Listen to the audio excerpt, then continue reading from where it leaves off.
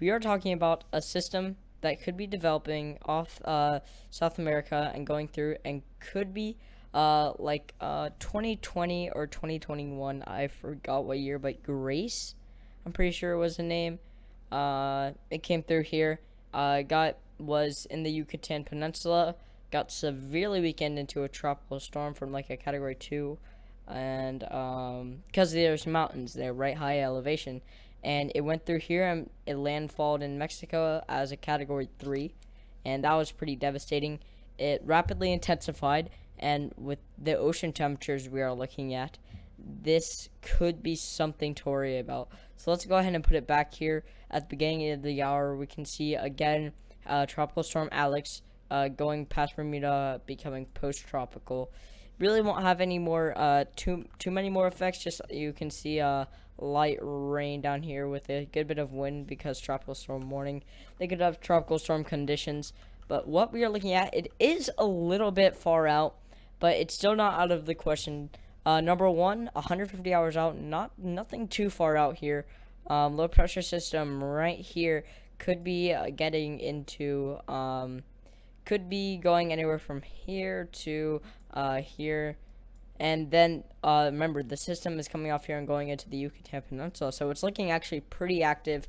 We'll be looking at moisture, shear, everything, and we'll see if everything is favorable for the storm to develop.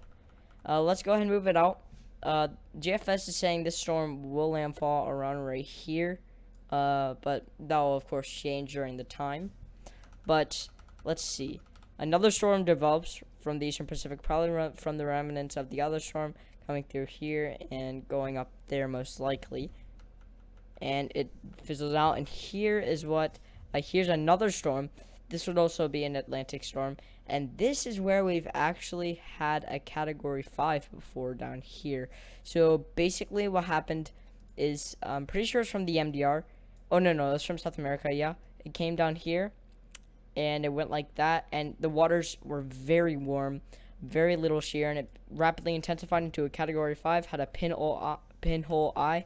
We can see 987 millibars here. That's like a close, probably tropical storm, Category 1 on a good day for the storm.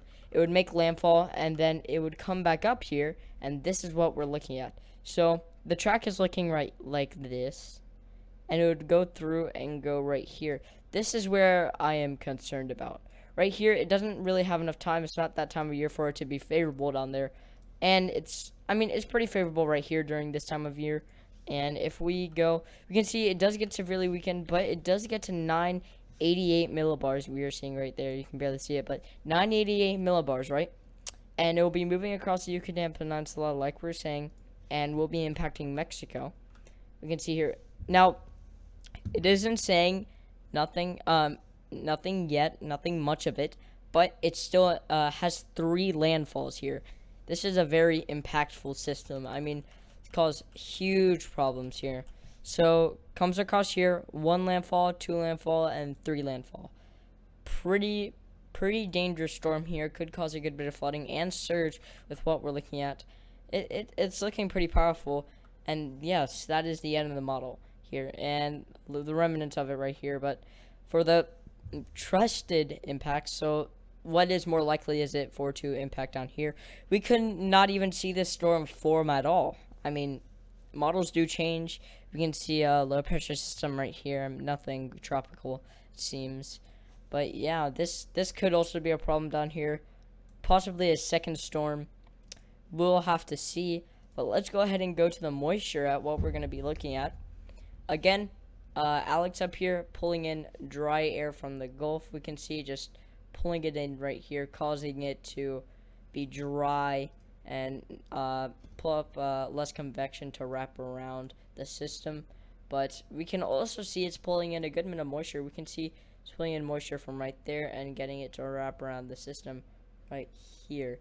That is its moisture path. It could wrap around a little bit more before it becomes post-tropical, but nothing that would make it enclosed. Yeah, we are looking at nothing making it closed right there.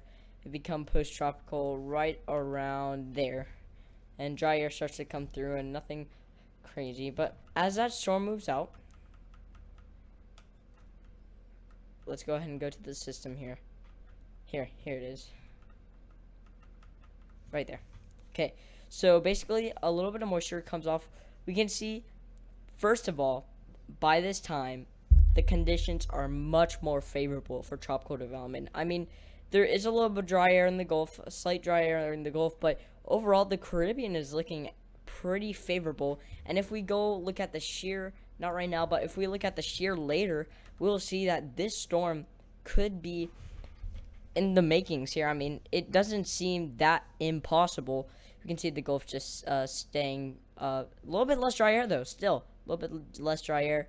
Probably there's a good swath of dry air there, probably because of Africa and all that, the Sahara dust coming off there and coming across the Atlantic.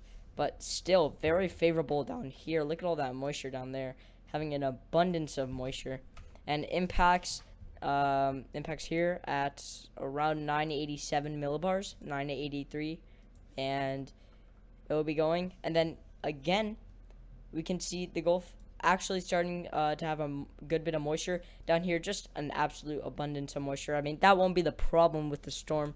It has so much moisture that it really won't even have a problem. And the storm it isn't really that vulnerable to dry air. First of all, dry air is up here and is sucking in moisture from down there, so it won't have a problem with that. It will probably get wrapped up in the storm as we go out. See right there, it's bringing so much moisture with it. It won't be a problem for the storm, and it makes landfall. Let's go ahead and now look at the shear, and this is what we're looking at 6 hours out. Let's go ahead and go to the storm here. So you may be thinking, whoa, that's a lot of shear, right? Well, this will definitely recede. Let's actually go ahead and go back to Alex real quick. Right here. You can see there's so much shear. It had to deal with a lot of shear, and that's what blew it apart, really. I mean, this is... anything above here is a lot of shear, right? We are looking for here and below. The most favorable for tropical development, 20 knots of shear is still a lot, but still probably around 10 knots and below of shear is perfect for tropical development. I mean, of course, the perfect is 5 knots of shear, but still a lot of shear for the storm. Let's go ahead and go back to when it was down here, and we can see that huge problem.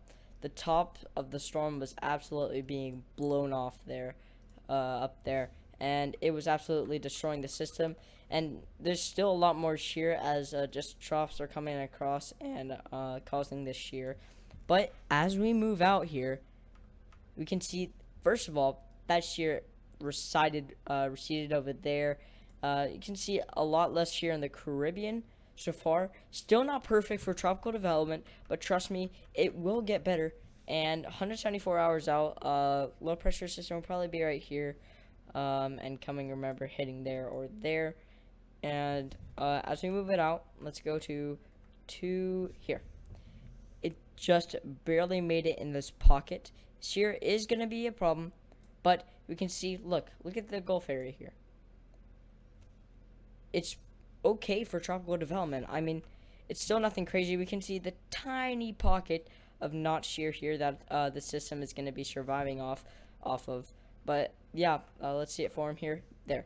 Again, some of this is from the tropical system, but mainly, I mean, it's going to be making landfall here. The shear is going to recede, and yep, right there, the shear recedes. I mean, a lot of the shear recedes here. I mean, look at this. Pretty favorable as it goes through. Oh, did not mean to do that, right? Let's go back up. We can see we're going back, but look at that shear recede. I mean, this is right here. This is pretty favorable. I mean, very warm ocean temperatures, and it goes into a pocket of like no shear. Remember, this is some of the shear around it is part of the storm itself, but I mean, we are looking at pretty favorable conditions. Especially right here is actually pretty favorable around this time.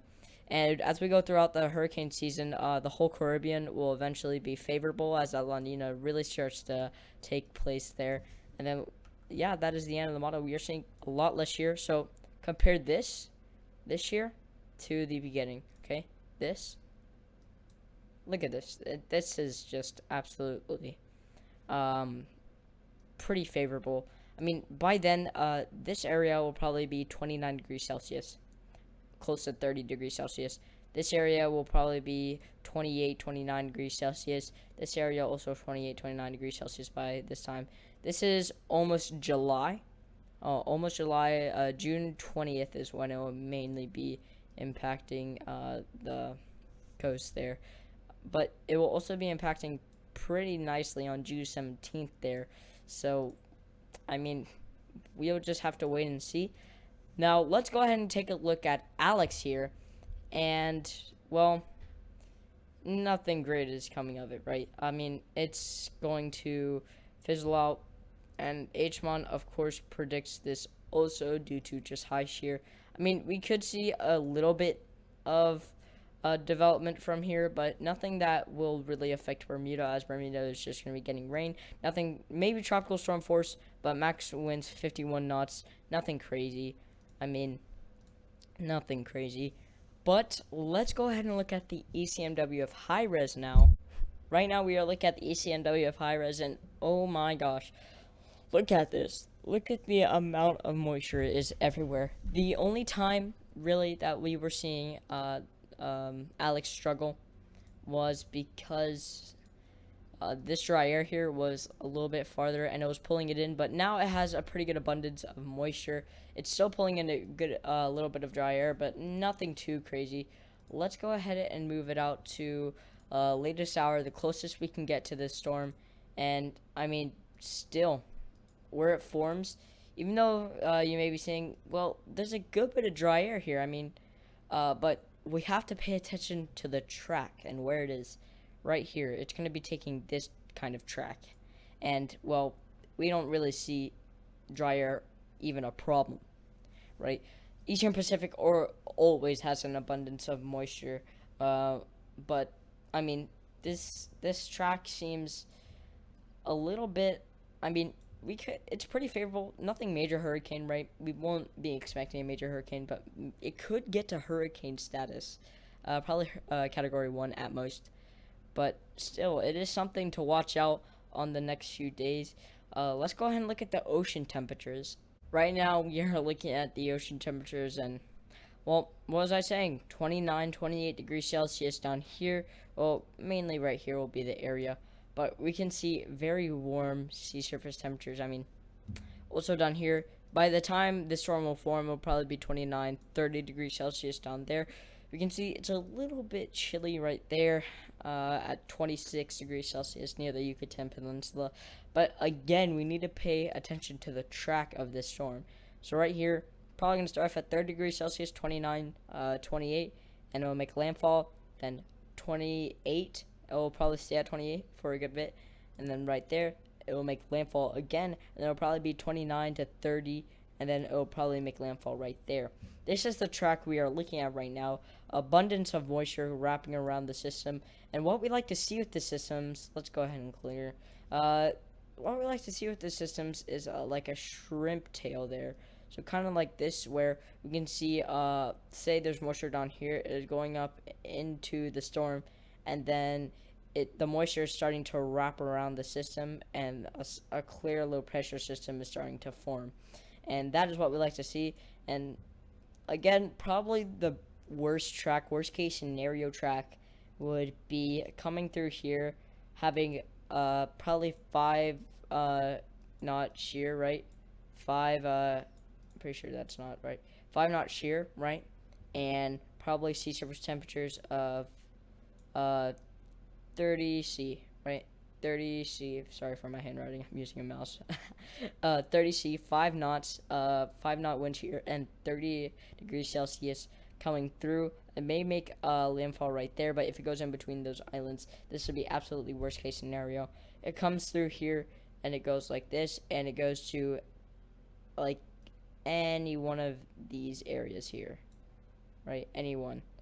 If it goes in between there, this is the sweet spot here, just going through here, going through this whole place for development, and going maybe in between these islands there. that would be very dangerous. It would.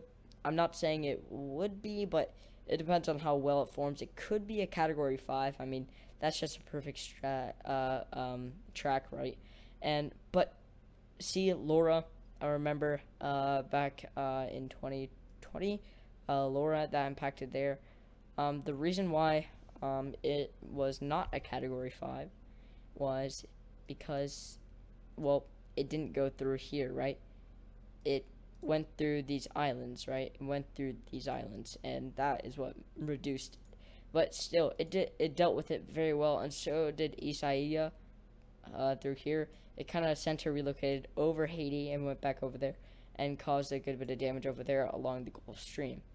So yeah, and let's go ahead and look at check on our fellow La Nina here, and we can see right now. Actually, we are seeing a little bit of a steady increase. It will probably go down maybe, but we are seeing average probably around like that. That's what we are looking at right now. Right there. So it probably, I mean, I don't know what I expect it to do, but it usually does this kind of wave motion, right?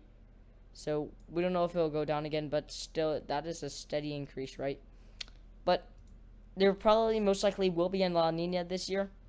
But yeah, before you go, make sure to check out the video to the left of me and check out the playlist to the right of me. And in the middle, subscribe. It'll help me out a ton.